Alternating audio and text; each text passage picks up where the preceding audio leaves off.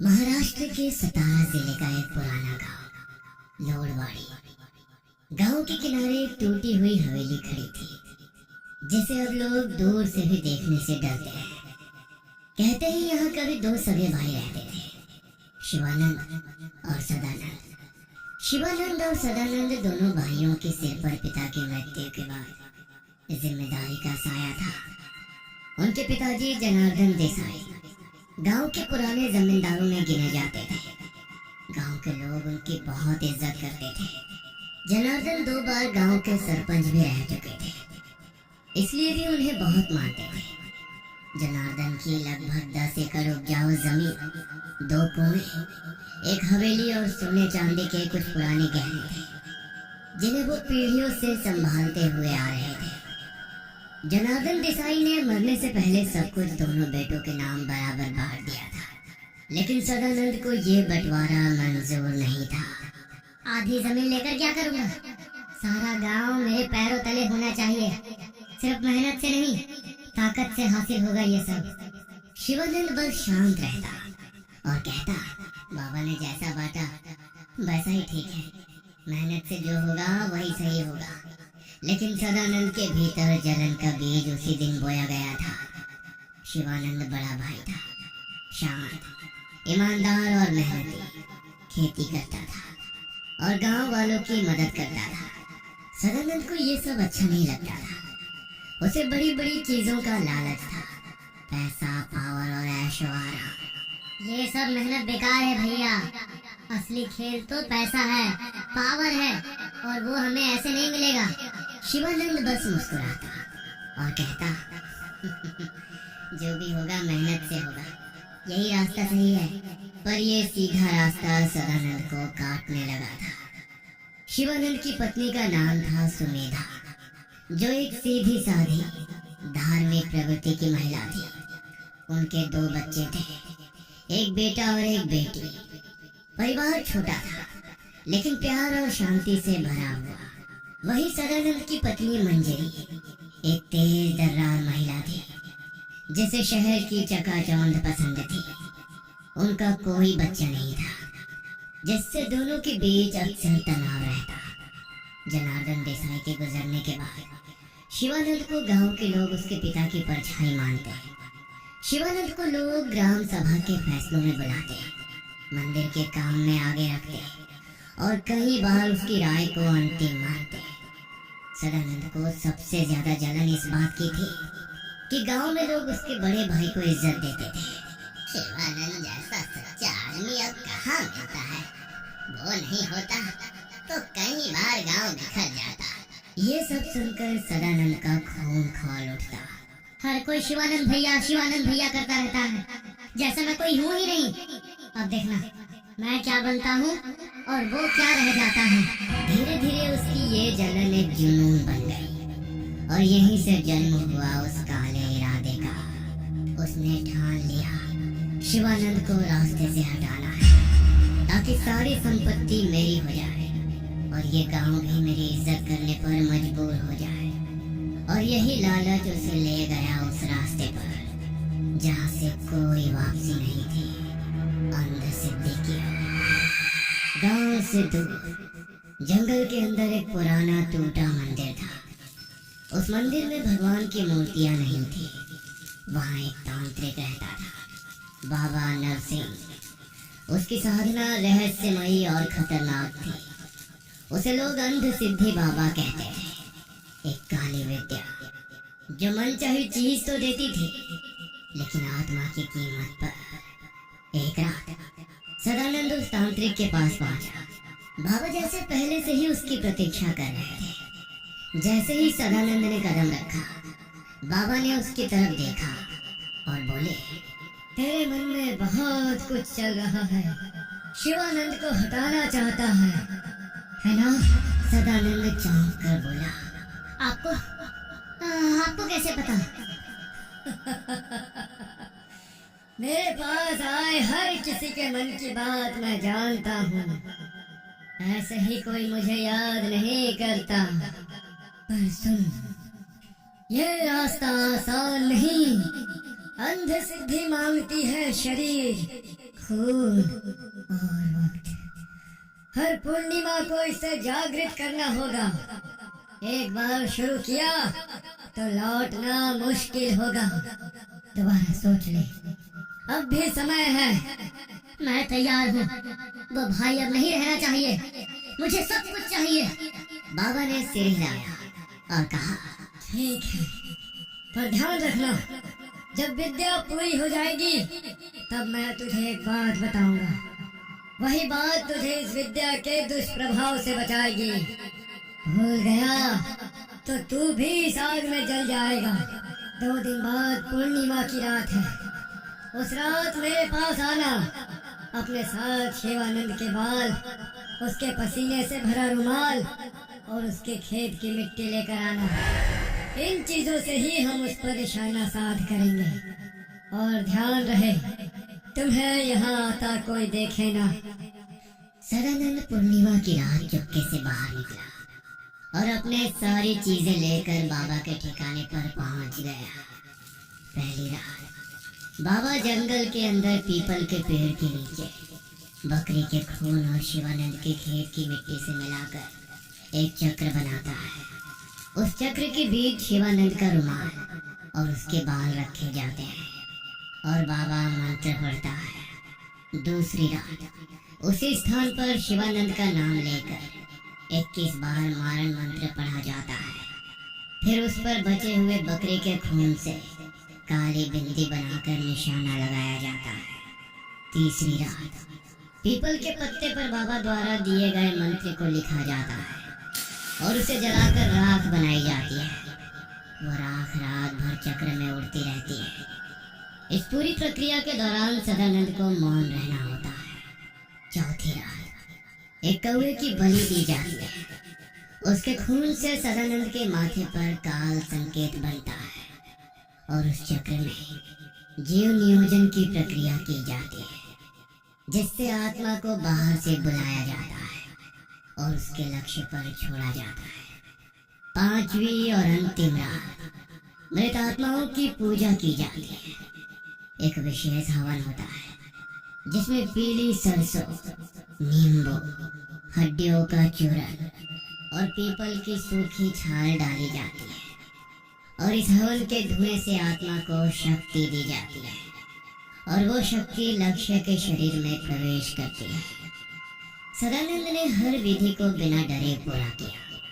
हर रात के बाद उसका चेहरा और चाल बदलने लगी थी, जैसे उसके अंदर कोई ऊर्जा भरी जा रही थी। जब 5वीं रात पूरी हुई, बाबा ने उसे एक जरूरी बात बताई। अब तुम्हें अंध सिद्धि की विद्या आ गई है। तुझे हर पूर्णिमा को इसी पीपल के नीचे नाग बलि यंत्र के सामने दिया जलाना होगा और मंत्र पढ़ना होगा। ये तेरे और अंध सिद्धि के बीच की डोरी है। अगर तू ये भूल गया तो अंध सिद्धि तुझसे सब कुछ ले लेगी। अब तू घर जा सकता है और जाते समय पीछे मुड़कर मत देखना। कुछ ही दिनों में शिवानंद की तबीयत बिगड़ने लगी। रात को चीखता, खुद को नोचता और अजीब सी बातें करता। कोई मेरा दम घोट रहा है, कोई मेरे कान में फुसफुसाता है। उसकी पत्नी सुमेधा ने गांव के वैद्य, तांत्रिक और यहाँ तक कि शहर के डॉक्टर तक से इलाज करवाया, लेकिन कोई फायदा नहीं हुआ। उनको लगा किसी के नजर का असर होगा, लेकिन सच्चाई कुछ और थी। वही सदानंद अब देखता और चुपचाप मुस्कुराता। वो जानता था ये असर उसी काली विद्या का है, लेकिन अब उसे इंतजार था शिवानंद की मौत का। धीरे धीरे शिवानंद बिस्तर पर पड़ गया। चेहरा सूख गया, आंखें गड्ढों में धंस गई, शरीर हड्डियों का ढांचा बन चुका था। एक रात उसने बिना एक शब्द कहे अंतिम सांस वो चला गया। जैसे उसकी चिता बुझी, सदानंद ने तुरंत कागजी कार्रवाई शुरू की। उसने सारी जमीन अपने नाम करवाई, हवेली और गहनों पर कब्जा कर लिया। कर्मचारियों को रिश्वत देकर उनकी मदद से उसने सारी वसीयत बदलवा ली। अब सब कुछ मेरा है और शिवानंद का परिवार वो भी बाहर जाएगा। उसने सुमेधा और उसके बच्चों को हवेली से निकाल दिया। इस घर का मालिक मैं हूँ। तेरा पति अब नहीं रहा, इसलिए तू अपने बच्चों के साथ यहाँ से निकल जा। मंजरी ने एक बार भी विरोध नहीं किया। वो भी अब खुद को रानी समझने लगी थी।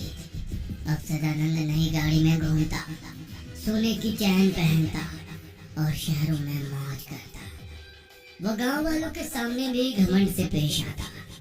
कई बार जानबूझकर ग्राम सभा की बैठकों में जाकर अपनी राय थोपता, छोटे किसानों की जमीन पर दबाव डालता और यहाँ तक कि मंदिर के कार्यक्रमों में पैसे देकर अपनी शान दिखाता।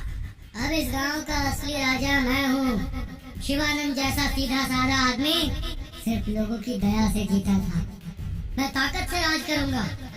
धीरे धीरे वो अपने ऐश्वर्य और शराब के मुंह में इतना डूबता गया कि उसे ये भी याद नहीं रहा कि उसे ये सब कैसे मिला था। पूर्णिमा दर पूर्णिमा बीतती गई, लेकिन पीपल के नीचे दिया जलाना और नाग बलि यंत्र की पूजा सब छूटता गया। बाबा नरसिंह की चेतावनी अब बस एक भूली हुई बात थी और अंध सिद्धि इंतजार कर रही थी अपने हिस्से के।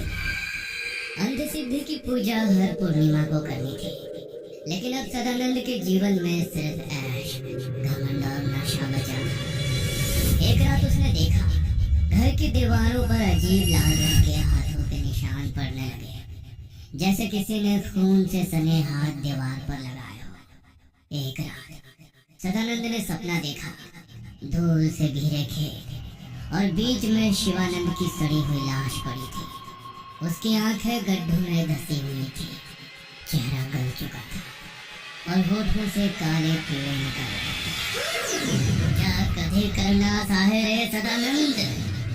सदानंद डर के मारे पीछे हटने लगा, लेकिन तभी उसके सामने उसका अपना ही चेहरा, पर गल चुकी त्वचा, आंखों से काला खून बहता हुआ और होठ जो फटे नहीं बल्कि सील दिए गए थे। उसका ही विकृत रूप जिसे वो सपनों में भी नहीं देखना चाहता था। और वो रूप धीरे धीरे मुस्कुराया और बोला, तुझे आत्म्याची वेला झाली आहे। अगले ही पल सदानंद चीखता हुआ बिस्तर से उठा, पसीने से तरबतर। अगले दिन जब उसने शर्ट उतारी, मंजरी ने देखा उसके शरीर पर जलन शुरू हो गई। पीठ पर नाखूनों से खरोच के निशान पड़े थे। मंजरी के कहने पर उसने मंदिर के पुजारी को घर बुलाया। उस पुजारी ने कहा, सदानंद भाव, पूर्णिमा की रात पीपल के पास पूजा करनी होगी। आपके घर की स्थिति भी आजकल अजीब लग रही है। पर सदानंद हंसकर टाल देता। काला जादू मैंने किया है, उसे मैं ही चला सकता हूँ। किसी पूजा की जरूरत नहीं। असर बढ़ने लगा। एक रात 2 बजे उसकी आंख खुली। उसने देखा टेबल पर चाय का जूठा कप और राख पड़ी हुई है और घर में हो रही घटनाओं की वजह से नौकर भी नौकरी छोड़कर भाग गए और फिर अंध सिद्धि पूरी तरह से जाग उठी। ये सदानंद के जीवन की सबसे भयानक रात थी। हवेली से अचानक जोर जोर से चीखें सुनाई देने लगी। गर्भवती मंजरी अस्पताल में थी। घर में सदानंद अकेला था। दरवाजे अपने आप जोर से बंद हो गए। खिड़कियों से हवेली में हवा भर गई और लाइटें भड़कने लगी। सदानंद जमीन पर गिरा हुआ था। उसका चेहरा डर के मारे पीला पड़ चुका था। वो जोर जोर से चिल्ला रहा था, माफ कर दो शिवानंद भैया, माफ कर दो, मुझे माफ कर दो। पर कोई नहीं आया। पूरा घर जैसे किसी अंधेरे भंवर में डूब गया था। और ये सब यहीं तक नहीं रुका।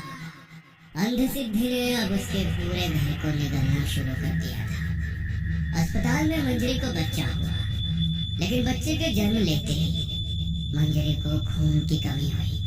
उसकी हालत बहुत खराब हो गई। उसकी सांसें टूटने लगी।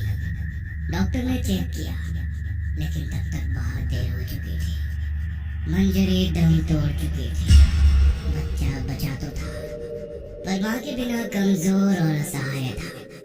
और सिर्फ 3 दिन के अंदर उस मासूम की भी मृत्यु हो गई। अब सदानंद पूरी तरह टूट चुका था। हवेली की हर दीवार उसे घूरती, हर कोना शिवानंद की परछाई से भरा हुआ था।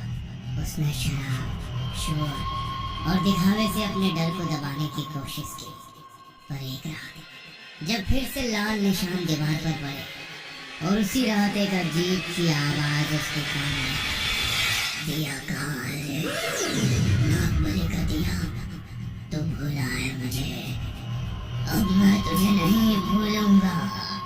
घबराकर सदानंद अंधेरे में भागते हुए तांत्रिक नरसिंह के पास पहुंचा। बाबा बचा लो मुझे, मुझसे भूल हो गई, मैं सब कुछ करने को तैयार हूँ, बस इसे मुझसे दूर कर दो। बाबा की आंखें बंद थी। उन्होंने धीरे से आंखें खोली और कहा, मैंने तुझे अंध सिद्धि प्राप्त करने से पहले ही कहा था कि इसे संभालना आसान नहीं होगा। इसकी खिदमत में अगर कोई चूक हुई तो ये सिद्धि तुझे नहीं छोड़ेगी। अब मैं कुछ नहीं कर सकता। उस रात सदानंद पूरी तरह टूट चुका था। अंध सिद्धि अब उसके सिर पर सवार थी। उसका शरीर कांप रहा था। दरवाजे अपने आप बंद हो गए और परछाइयां उसके चारों ओर घूम रही थी। धीरे धीरे अंध सिद्धि ने उसे मानसिक रूप से इतना कमजोर कर दिया कि उसने खुद से ही मुक्ति मांगनी शुरू कर दी। आधी रात को हवेली में अचानक एक जोर की चीख गूंजी। सुबह जब गांव के लोगों ने दरवाजा तोड़ा तो सदानंद की लाश फर्श पर, उसकी गर्दन साड़ी से लटक रही थी। लेकिन सबसे डरावनी बात ये थी, उसका चेहरा सूझा हुआ नीला पड़ चुका था और उसकी आंखें पूरी खुली थी, जैसे वो कुछ बोलना चाहता था पर बोल नहीं पाया। उसके मुंह से काली राख निकल रही थी और पूरे कमरे में एक सड़ी सी गंध फैली हुई थी। जब सदानंद के प्राण निकले उसी वक्त जंगल में अपने ठिकाने पर बाबा नरसिंह ध्यान में बैठ गए। उन्हें कुछ असहज महसूस हुआ।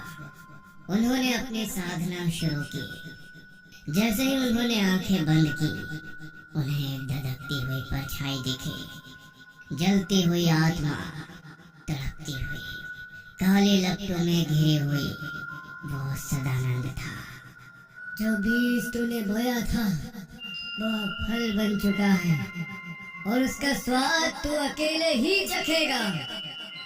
उन्होंने एक गहरी सांस ली और कहा, अंध सिद्धि फिर से अपना हिस्सा ले गई। काला जादू शक्ति देता है, पर उस शक्ति की कीमत आत्मा से चुकानी पड़ती है। ये कहानी आपको अच्छी लगी हो तो हमें सब्सक्राइब करें, हमारा इंस्टाग्राम और फेसबुक पेज जरूर फॉलो करें।